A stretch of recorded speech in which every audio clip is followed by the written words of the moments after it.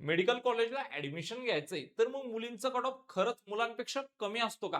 काय सत्य आहे सविस्तर माहिती मी गौरव चांदा आजच्या व्हिडिओच्या माध्यमातून तुम्हाला देणार आहे. चॅनलवर नवीन असाल आणि देखील अजून चॅनलला सबस्क्राईब केलं नसेल तर पटकन काय करून घ्यायचंय, चॅनलला सबस्क्राईब करून घ्यायचंय आणि ऑफलाईन काउन्सिलिंग साठी छत्रपती संभाजीनगरला उस्मानपुरामध्ये काय आमचं ऑफिस आहे. जर तुम्हाला व्हिजिट करायचं असेल तर तुम्ही आमच्या ऑफिसला येऊ शकता. तुमचा स्कोर तुमची कॅटेगरी कमेंट बॉक्समध्ये कमेंट करा. आमची टीम लगेच सांगेल का महाराष्ट्रामध्ये तुमचा नंबर कुठे लागू शकतो. आता या ठिकाणी जाणून घेऊया मुलींचा कट ऑफ कमी असतो का, सत्य काय. ओके, हे सविस्तर माहिती आपण आजच्या व्हिडिओच्या माध्यमातून बघूया. बघा, सर्वात अगोदर जर या ठिकाणी तुम्ही ज्यावेळेस तुमच्या काउन्सिलिंग प्रक्रियेमध्ये काय होतात, पार्टिसिपेट करतात, इन्व्हॉल्वमेंट करतात काउन्सिलिंग मध्ये, त्यानंतर बघा तुमची एक मेरिट लिस्ट येते आणि मेरिट लिस्ट आल्यानंतर पोर्टलवरती एक सीट मॅट्रिक्स अशी येते. ओके, या सीट मॅट्रिक्स मध्ये काय असतं तर बघा, ग्रँड मेडिकल कॉलेज मुंबईचा कॉलेज आहे. बघा कॉलेजला देखील किती जागा आहे म्हणजे थोडक्यात इनटेक कॅपॅसिटी किती, तर 250 ची काय या ठिकाणी इनटेक कॅपॅसिटी आहे.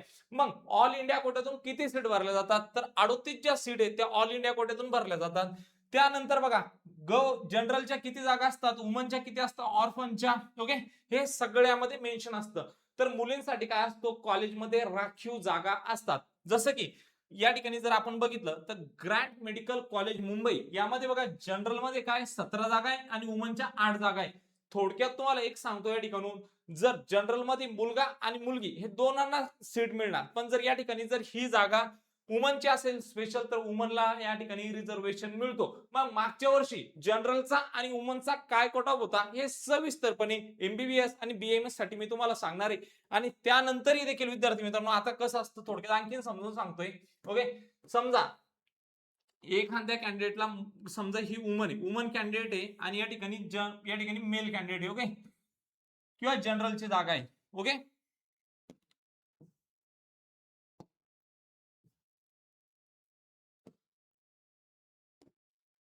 किंवा ही जनरलची जागा आहे. ओके, आणि जनरल मध्ये कोण आहे, मुलगा आहे.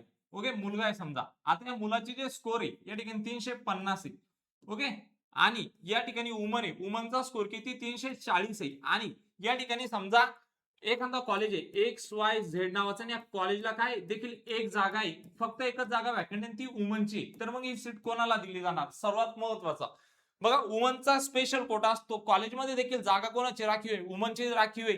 या ठिकाणी वुमनला जो या ठिकाणी स्कोर आहे तो 340 आहे आणि मुलांना किती 350 आहे. तर मग त्या केसमध्ये ही सीट 340 वाल्याला दिली जाणार, कारण ती जागा कोणाची या ठिकाणी वुमनची. पण हीच जागा जर जनरलची राहिली असती तर, ओके एक मिनिट, हीच जर जागा जनरलची राहिली असती तर, ओके, मग काय झालं असतं, ही जागा जर जनरलची राहिली असती तर ही जी सीट आहे 350 वाल्या विद्यार्थ्याला दिली गेली असती. म्हणजे ती जनरल मध्ये कोण कोण येतं, थोडक्यात वुमन आणि मेल हे दोन्ही कॅन्डिडेट येतात. जागा जर वुमेनची असेल तर त्यांना काय मिळतं, यामध्ये सवलत मिळते. ओके, त्यांच्यासाठी ते जागा काय असतात, राखीव असतात. सर्वात महत्वाचा प्रश्न, मागच्या वर्षी एमबीबीएस ला वुमनचा कट ऑफ किती होता आणि जनरल मुलांचा किती वरती या ठिकाणी क्लोजिंग झालेली सविस्तरपणे सांगते. विद्यार्थी मित्रांनो एक गोष्ट लक्षात घ्या, दरवर्षी स्कोर चेंज होतो. जर तुम्हाला स्क्रीनवरती क्लिअर दिसत असेल तर या ठिकाणी तुम्ही बघू शकता 2023, 2024 आणि 25 चा हा देखील डेटा आहे. ओके, यामध्ये विद्यार्थी मित्रांनो दरवर्षी जर तुम्ही बघितला 2000 या ठिकाणी जर आपण ओपनचा विचार केला, ओके, जनरलची अलॉटमेंट झाली होती 584 वरती झालेली होती. ओके, 2023 मध्ये, आणि या ठिकाणी जर 24 चा विचार केला तर 631 वरती गव्हर्नमेंटचे एमबीबीएस भेटले 24 मध्ये. आणि हे जर 25 मध्ये जर पाहिलं ते 504 वरती अलॉटमेंट झालेली. सांगण्याचं तात्पर्य एवढं, जर आपण या ठिकाणी रँक बघायला गेलो तर ही 39,000 वरती अलॉटमेंट आहे, इकडे शेवटची अलॉटमेंट 43,000 वरती आहे आणि इकडे 47,000 वरती. म्हणजे रँक मध्ये काय होती, थोडाफार या ठिकाणी 4-5 हजाराचा काय होतो, दरवर्षी बदल होतो. पण या ठिकाणी स्कोर दरवेळेस बदलतात. मग खरं कट ऑफ म्हणजे काय, तर ती आपली ऑल इंडिया रँक, किंवा ज्या वेळेस आपण महाराष्ट्र स्टेट काउन्सिलिंग साठी रजिस्ट्रेशन करतो, रजिस्ट्रेशन केल्यानंतर आपलं एसएमएल येतं. एसएमएल म्हणजे थोडक्यात आपला खरा कट ऑफ. तर या ठिकाणी तुम्ही एसएमएल सुद्धा बघू शकता. हा समोरचा काय तुमचा 3178 हा एसएमएल आहे. ओके, त्यानंतर ही 39,096 ही 2023 ची तुमची ऑल इंडिया रँकिंग त्यावेळेचा स्कोर आहे. तर तुम्ही तुमच्या कॅटेगरीवरून या ठिकाणी काय बघू शकता, जे अलॉटमेंट झालेली जनरलची आणि मेलची मी तुम्हाला सांगतो. बघा 2025 मध्ये जनरलला 504 वर सीट भेटलेली होती, वुमनला 504 वरच काय झालेली होती या ठिकाणी अलॉटमेंट झालेली होती. एसटी साठी मुलांना 427 वरती या ठिकाणी 2025 मध्ये सीट मिळाली होती आणि महिलांना 431 वरती. म्हणजे तुम्ही या ठिकाणी बघू शकता डिफरन्स पडतोय. ओके, या ठिकाणी जर आपण या कॅटेगरीचा विचार केला एसटी कॅटेगरीचा, तर एसटी कॅटेगरीला 338 वरती जनरलला सीट अलॉटमेंट झालेली आणि वुमनला 340 वरती या ठिकाणी काय झालेली सीट अलॉटमेंट झालेली. इथं जर बघितलं आपण तर या ठिकाणी काय गेलेला आहे, वुमनचा कट ऑफ हाय गेलेला आहे आणि ऍज कम्पेअर टू जनरलचा जो कट ऑफ आहे तो कमी गेलाय. ओके, त्यानंतर विजय कॅटेगरीचा जर विचार केला तर या ठिकाणी 484 वरती जनरलला अलॉटमेंट झाली आणि वुमनला 471 वरती. ओके, तर या ठिकाणी वुमनचा कट ऑफ काय गेलेला आहे, कमी गेलेला आहे. ओके, त्यानंतर जर एनटीव्ही जर आपली कॅटेगरी असेल तर 465 हा जो कट ऑफ आहे हा जनरल साठी आहे आणि वुमन साठी 446 आहे. तुम्ही इथं पण बघू शकता की वुमनचा जो कट ऑफ आहे तो कमी गेलेला आहे 2025 मध्ये. एनटीसी या कॅटेगरीसाठी 501 वरती मुलांना अलॉटमेंट झालेली होती, मुलींना 496 वरती गेल्या वर्षी. ओके, त्यानंतर एनटीडी या कॅटेगरीचा जर विचार केला तर जनरलच्या कॅन्डिडेटला मुलांना 501 वरती अलॉटमेंट झालेली होती, मुलींना 502 वरती देखील काय झालेली होती मित्रांनो या ठिकाणी अलॉटमेंट झालेली होती. ओबीसी साठी जर विचार केला तर या ठिकाणी 503 वर मुलाला आणि 503 वर मुलींना काय झालेली या ठिकाणी अलॉटमेंट झालेली. एससी बीसी साठी जी अलॉटमेंट झालेली होती, ओके, 502 वर मुलांना झालेली होती, मुलींना 496 वरती काय झालेली होती, मुलींना अलॉटमेंट झालेली होती. आणि ईडब्ल्यूएस या कॅटेगरीसाठी मुलांना 486 आणि मुलींना 486 वर काय झालेली गेल्या वर्षी अलॉटमेंट झालेली. मग हे जर आपण सेमी गव्हर्नमेंट साठी जर पाहिलं तर ओपनला जी अलॉटमेंट झालेली बघा 2025 मध्ये मुलांना 474 आणि मुलींना पण 474 वर काय झालेली अलॉटमेंट झालेली.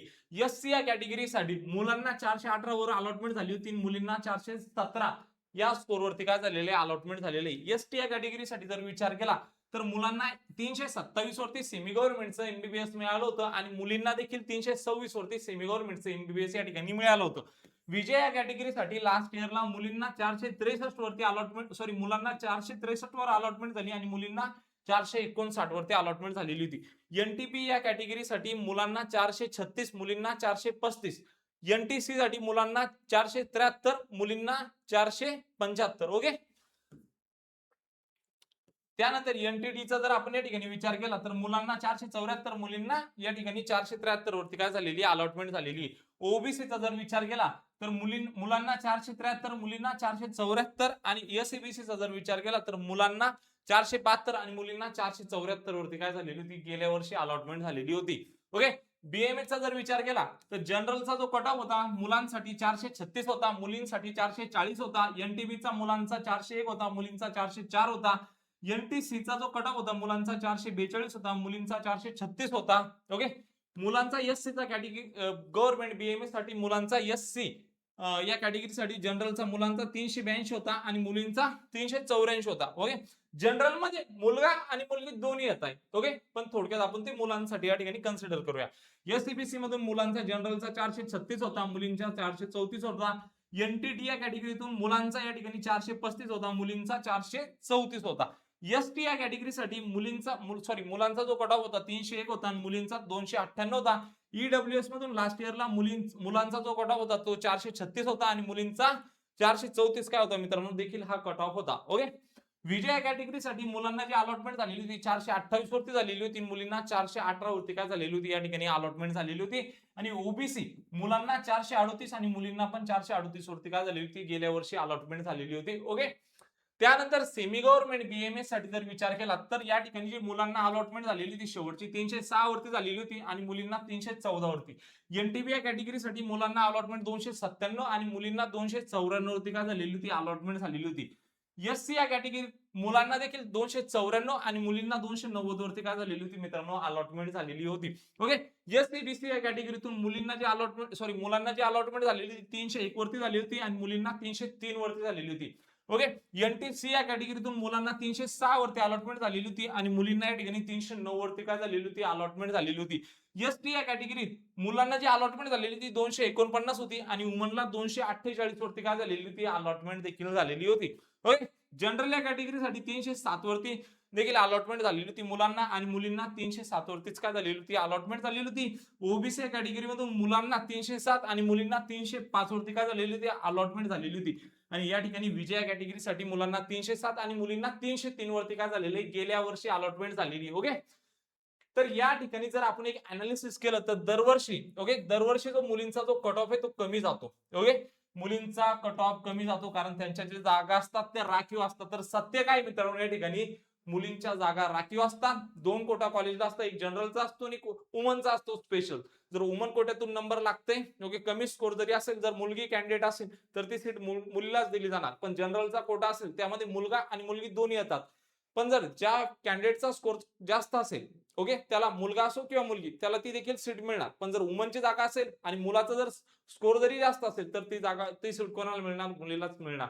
दिलेली माहिती आवडली असेल तर चॅनलला सबस्क्राईब करून घ्यायचंय. आमच्यासोबत जर जॉईन करायचं असेल, फॉर्म भरण्यापासून तर कॉलेजमध्ये प्रवेश मिळण्यापर्यंत संपूर्ण प्रोसिजर आम्ही करून देतो. जिथं कुठे जॉईन असाल त्यांना विचारा, तुम्ही आमचं form filling, choice filling, registration हे सगळं करून देतात का?